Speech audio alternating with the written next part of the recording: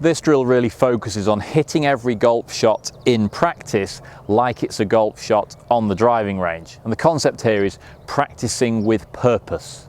Let me just show you something that I often see at the golf range in between giving golf lessons. We've got a couple of shots here and we see a golfer line up and they hit this one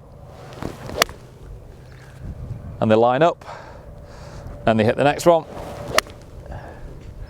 And those golf balls could be going anywhere because I didn't even see the first one get to the top of its flight before I set up for the next one.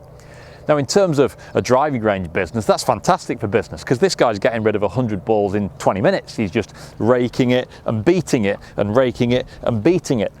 But there's no feedback from each shot. There's no chance for the mind and the body to think about what worked well, what was successful, what wasn't successful. And there's certainly no opportunity to actually see where that golf ball came down. And that routine is not something I would follow on the golf course. Of course it isn't. On the golf course, each shot has purpose. Each shot has a result and a consequence. And therefore, we want to try and bring some results and consequences into the practice on the driving range. So it would be much better if we potentially took the golf balls from this big basket that we have on the ground in front of us here and go and put them back away, out of the way a little bit. And then after each shot, there isn't another ball there that I have to hit. So I could maybe walk backwards, take another ball, put it back on the mat, line it up, take my practice swing, and then go ahead and hit the ball again. So each shot has to have some purpose, some pre-shot routine. You could also start to develop practice routines that have consequences.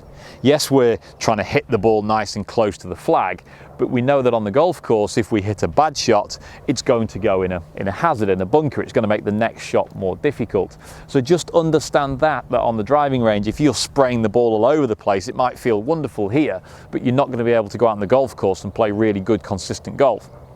So try and give yourself a target, which might be a flag, but then give yourself a corridor and say, well, you know, here I might have these big two trees on the right and the trees down the left, and say, well, that's my fairway. I'm going to try and set up and hit this golf ball nicely down the middle between those trees into the fairway.